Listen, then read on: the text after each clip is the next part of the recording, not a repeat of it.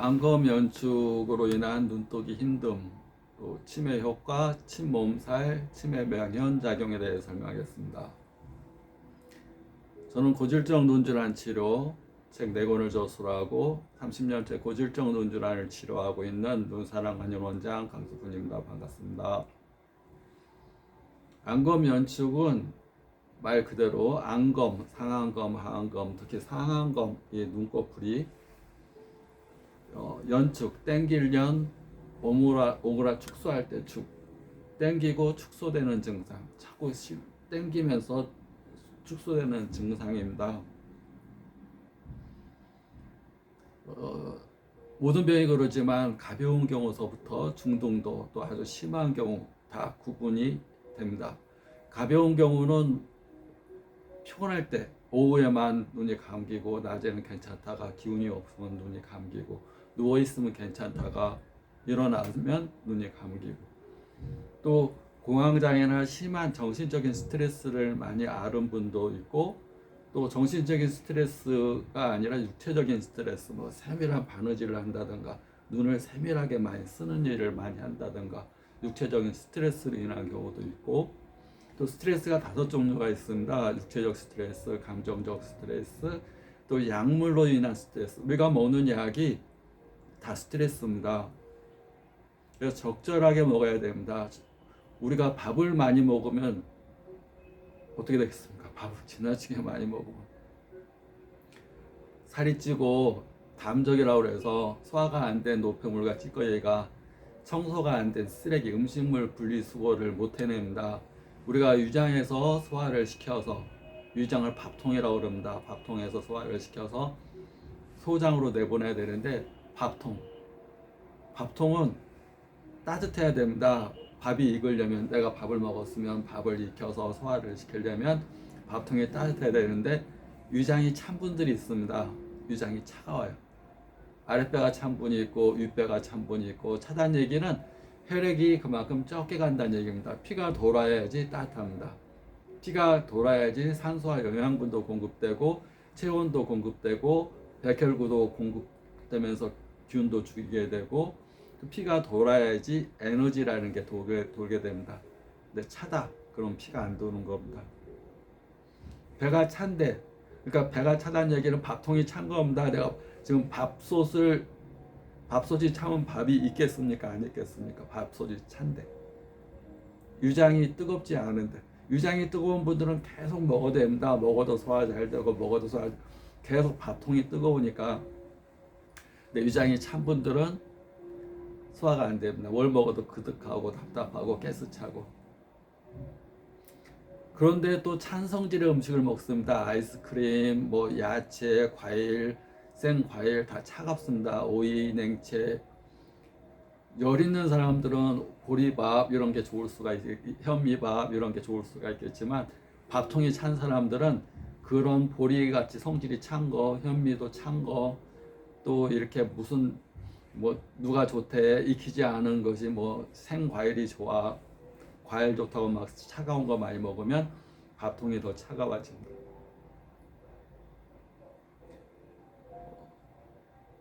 안검 연축으로 인해서 눈이 실룩거리고 쪼이고 또 뜨기 힘들고 눈꺼풀이 감기고, 그때 왜 쪼이느냐? 가장 첫 번째가 간입니다. 왜냐하면 간이 근육을 주관하기 때문에. 눈에는 6개의 근육이 있는데 근육에 문제가 왔다, 근육이 실룩거린다, 그러면 간입니다. 간주근, 간이 근육을 주관한다. 그래서 기계체조 선수들은 식초 이걸 많이 먹어서 근육을 유연하게 많이 한다, 이렇게 보시면 됩니다. 간이 땡긴다 그러면 열받는 겁니다.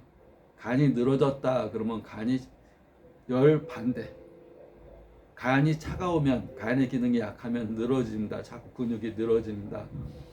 간이 긴장하고 간에 열받으면 수축이 됩니다. 자꾸 왜 이렇게 수축해, 왜 이렇게 땡겨, 열받는 겁니다.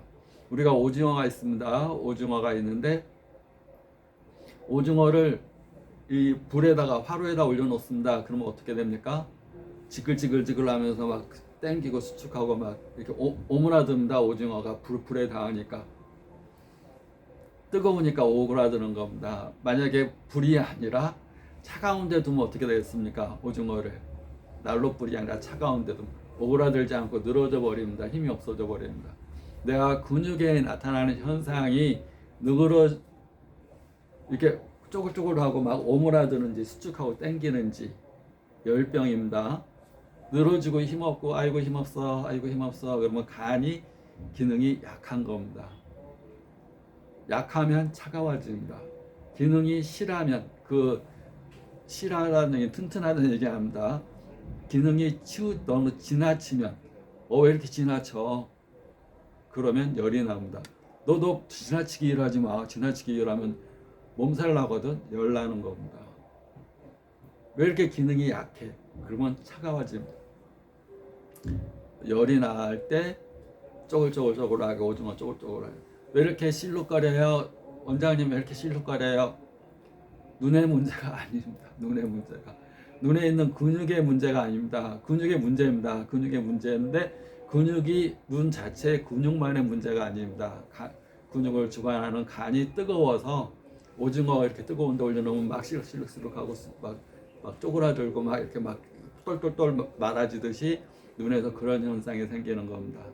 그러면 또 근육을 주관하는 게 간 말고 또 뭐가 있습니까? 신경이 근육을 주관합니다. 신경이 흥분됐을 때 근육이 막 이렇게 실룩실룩할까요? 신경이 쇠약해서 힘이 없어. 신경이 쇠약해. 말 그대로 쇠약해. 신경이 힘이 없으면 축 늘어집니다. 모든 현상은 힘이 없으면 축 늘어집니다. 실룩거리지 않습니다. 쪼이지 않습니다. 오징어가 열받았으니까 막 말려 들어가서 꼬이지. 힘이 없다 그러면 축 늘어집니다. 그래서 실룩거리고 경련나고 쪼이고 땡기고 다 열증입니다. 열이 나는 증상. 힘이 없어 눈이 처져요. 오전에는 괜찮은데 오후에 처져요. 앉아있을 때 처지고 누워있으면 괜찮아요. 그건 쇠약입니다. 신경이 쇠약한 거, 근육이 쇠약한 거, 근육을 주관하는 간 기능이 쇠약한 거. 이렇게 허증, 실증을 구분하고 허증이 오래되면 차가워진다는 거, 실증, 지나친 게 지나치면 열이 난다는 거. 그래서 침을 맞습니다. 침을 맞는데 침 맞는 환자도 또 다 틀립니다. 어떤 사람은 40년 만에 침을 처음 맞아요. 무서워 죽겠어요. 원장님, 저 20대 때 침 맞고 지금 60대 지금 처음 맞거든요. 무서워요. 무서우면 어떻게 됩니까? 무서우면 이 에너지가 수축되겠습니까? 혈관이 수축되겠습니까? 혈관이 이완되겠습니까? 수축된다. 수축되면서 근육도 수축됩니다. 근육도 땡깁니다. 무서워.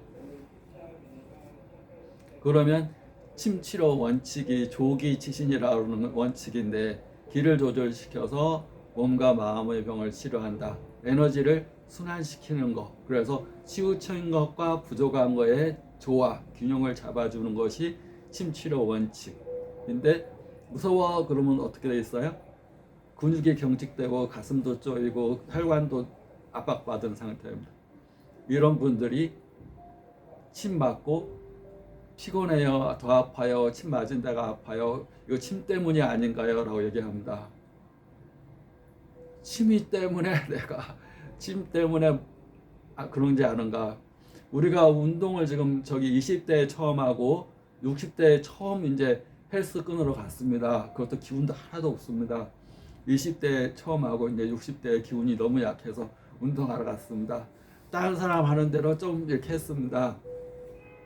오니까 몸살 나 죽겠습니다. 운동이 문제입니까? 자기 몸이 문제입니까?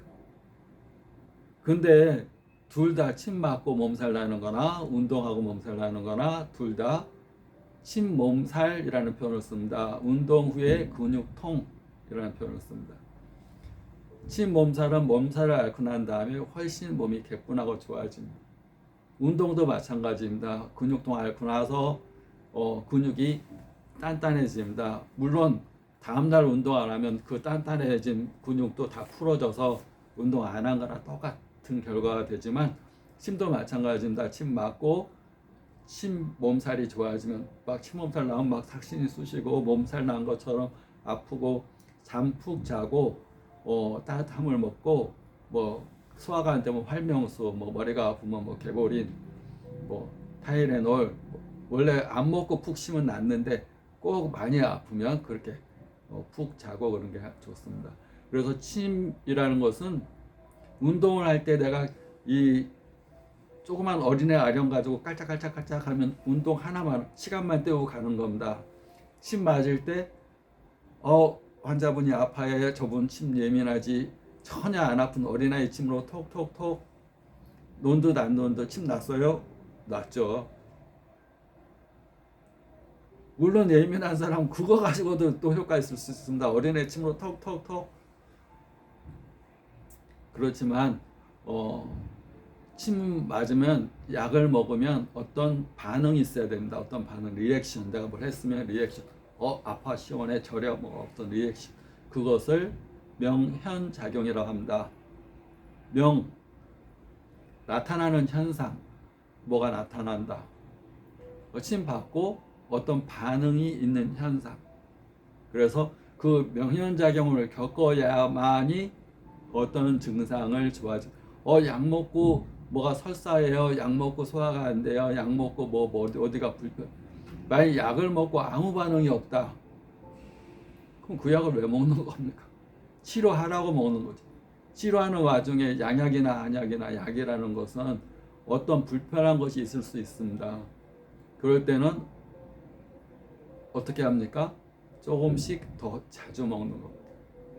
특히 한약은 양약처럼 딱 뭐 매달 식후에 매달 이게 아니니까 음식입니다. 음식. 우리가 먹는 음식이 한약.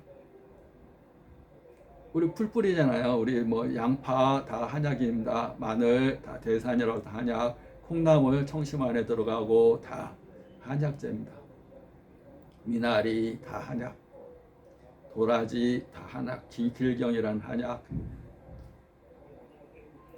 그리고 자기 몸에 항상 자기가 중심이 돼야 되는 겁니다. 내가 먹는 사람, 침을 맞는 사람이 중심이 돼야 돼서 이러니까 침 뽑는 시간을 빨리 뽑고 침 뽑는 시간은 28분 48초라는 시간이 있습니다. 일반적인 시간.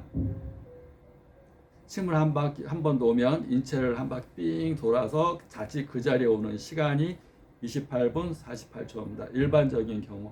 근데 침기운이 빨리 도는 젊은 사람이 있고 침기운이 천천히 도는 사람이 있고 침에 예민한 사람이 있고 침에 놔도 살이 푸석푸석해서 아무 느낌도 없는 사람이 있고 침에 예민한 사람일수록 침기운이 빨리 돕니다. 그래서 무조건 모든 사람한테 28분 48초 맞아요. 이게 아니라 자기가 침을 두려워하고 기운이 없고 그런 경우는 침을 빨리 뺍니다. 운동이랑 똑같습니다. 헬스하러 갔는데 나 1시간 해야 돼. 운동 처음 하러 온 사람이 처음부터 1시간 하면 다음 며칠간 몸살 앓을 수도 있습니다. 그렇다고 운동 안 할 거야 그러면 그 사람은 계속 몸이 약한 상태로 살아야 되는 겁니다. 20분 30분이라도 중요한 것은 일관성이라는 겁니다. 매일 반복적으로 하는 거. 그리고 처음에 20분 정도 해서 몸이 피곤했다면 그 다음에는 30분 40분 시간이 늘어나는 겁니다. 어떤 걸 반복할수록 사람은 회복력이라는 게 있습니다. 처음에 회복하는데 1시간 계속 하니까 40분, 30분, 20분 그 다음에는 1시간 동안 운동해도 전혀 몸 안 피곤해. 침을 맞아본 사람들은 침을 오래 맞아야지 좋아라 합니다. 왜냐하면 그 사람은 회복력이 있습니다. 운동도 마찬가지입니다. 나 같은 경우는 1시간 반을 쉬지 않고 합니다. 하나도 안 피곤합니다. 근데 초보자한테 쉬지도 않고 원래는 뭐 3분 하고 30초 쉬고 뭐 3분 하고 20초 쉬고 이런 게 있습니다. 3분 동안 막 운동하고 20초 쉬었다가 쉬세요. 다시 또 3분 동안 운동하고 20초 쉬고 나는 쉬지 않고 합니다. 그러니까 왜 쉬지 않고 하냐? 그걸 자기가 감당할 수 있으니까 하는 겁니다. 감당. 그리고 하면 할수록 강해지는. 나는 이제 딱 20분, 나는 3분 하고 20초 쉬고 3분 하고 20초 쉬고 그렇게 하면 2년, 3년이 가도 그렇게 해야 됩니다. 자기가 그렇게 몸을 관습화시켰기 때문에. 그런데 1시간 반이면 1시간 반 동안 쉬지 않고 한다. 내가 달리기를 1시간 반을 달리는데 중간에 3분 뛰다가 20초 쉬고 3분 뛰다가 20초, 그게 무슨 달리기겠습니까? 그러니까 자기가 하는 대로 처음엔 힘들더라도 하면 그것이 적응이 돼서 힘든 것만큼 힘이 생깁니다. No pain, no gain. 페인이 클수록, 고통이 클수록 게인, 얻는 것이 크다는 겁니다. 그건 육체적인 근육이나 마음의 근육이나 마찬가지입니다. 그래서 침몸살, 몸살이 있으면 내가 그만큼 약하구나. 다음에는 침을 좀 약하게 맞아야 되겠고 시간도 좀 짧게 해야 되겠구나 라고 생각하고 더 적극적으로 운동하고 잘 먹고 침 치료를 잘 받고 하는 게 중요합니다. 구독, 좋아요 감사합니다.